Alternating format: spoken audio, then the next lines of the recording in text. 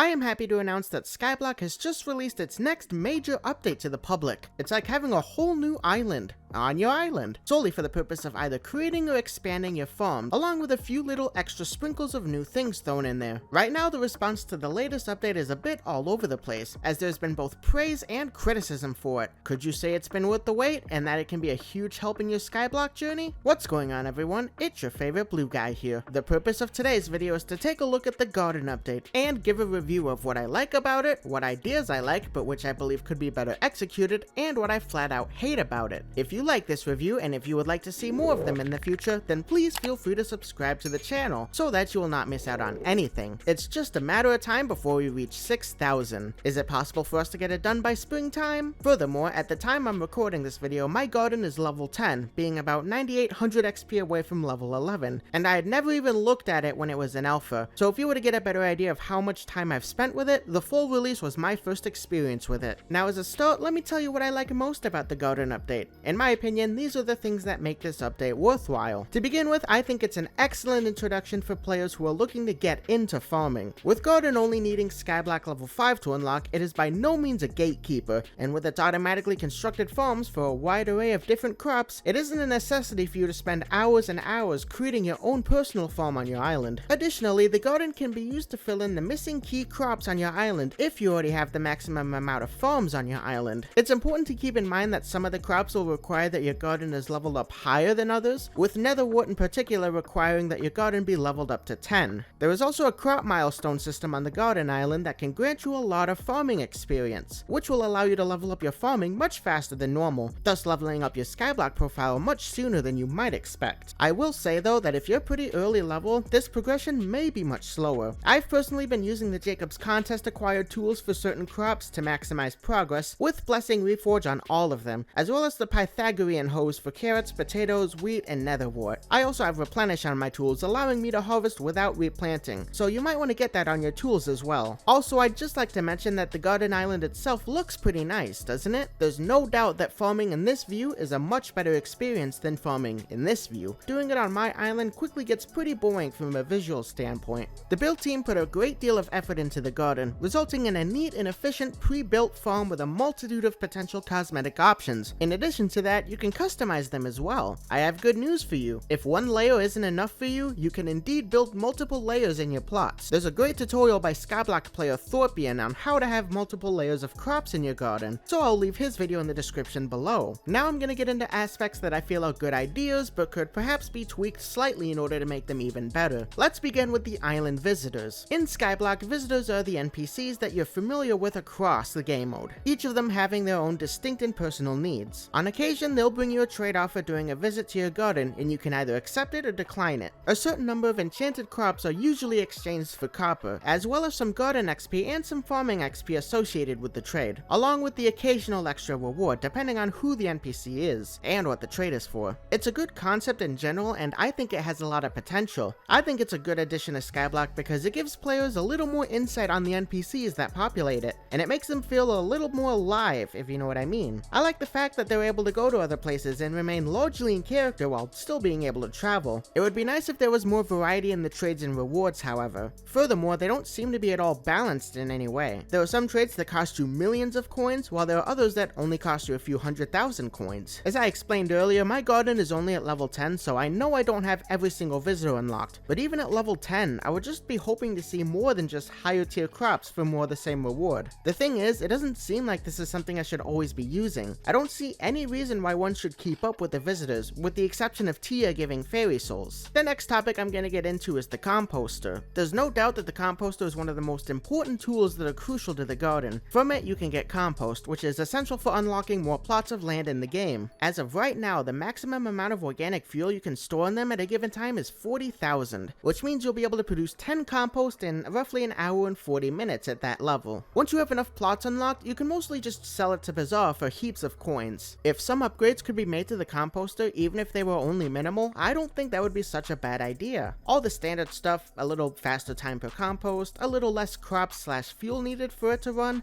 and other improvements like that I think would really help it. Last but certainly not least, let's take a look at what I dislike the most. Now, it was just a few seconds ago that I spoke to you about the Composter. As far as I'm concerned, there's one particular aspect of it that I utterly despise. But I'd like to tell you a little story first. Do you guys know that in my younger years, I owned and maintained an entire farm in the years?